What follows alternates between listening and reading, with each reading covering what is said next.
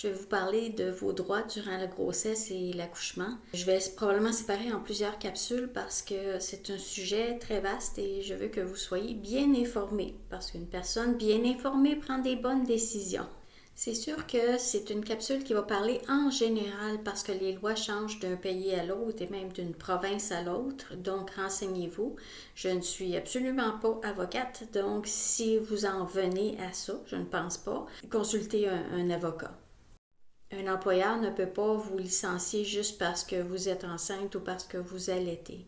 C'est sûr que si vous êtes en repos complet au lit, vous ne pouvez pas avoir un emploi de serveuse dans un restaurant. C'est tout à fait logique. Donc, c'est pas parce que vous êtes enceinte, c'est parce que vous êtes inapte à faire ce travail-là. Donc, à un moment donné, il ne faut pas non plus chercher des puces là où il n'y en a pas. Vous avez le droit, et là je parle du Canada plus précisément parce que c'est ici que j'ai travaillé, du Québec, mais j'imagine que c'est semblable dans beaucoup de pays. Vous avez droit à consulter votre dossier médical.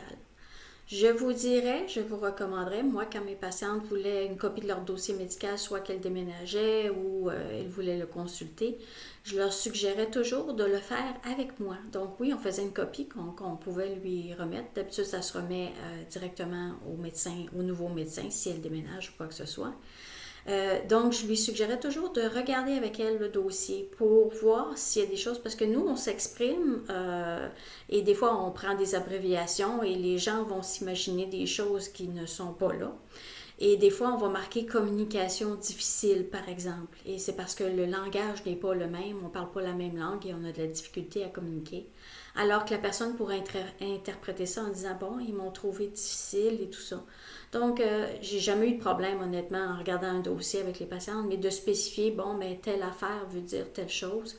Elles appréciaient beaucoup de savoir exactement ce qui était écrit dans le dossier, de comprendre ce qu'elles lisaient, parce que vous n'avez pas un cours de médecine, donc c'est normal de ne pas tout savoir. Ce qui m'amène à votre prochain droit de décision.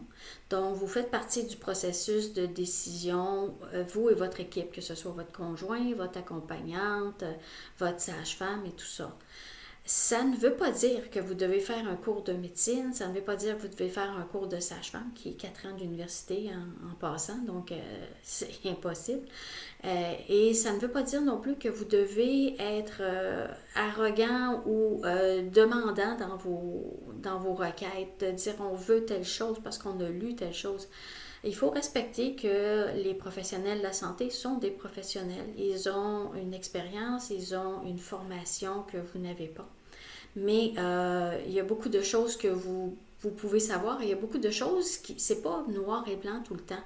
Il y a des décisions, des fois, bon, le travail ne progresse pas, qu'est-ce qu'on devrait faire? On peut soit marcher, mettre du pitocin, rompre les membranes, crever les os, et vous faites partie du processus décisionnel. C'est une discussion à plusieurs. Vous faites partie de l'équipe, honnêtement, parce que c'est votre corps, donc c'est vos décisions. Et c'est vous qui connaissez, bon, ben là, je suis bien fatiguée, il faudrait que ça avance, il faudrait que je progresse, ou non, je vais prendre une pause et je suis correcte avec ça. Mais comme je vous dis, faire attention de ne pas être en confrontation. Vous faites partie de l'équipe. Et c'est pas de dire nous exigeons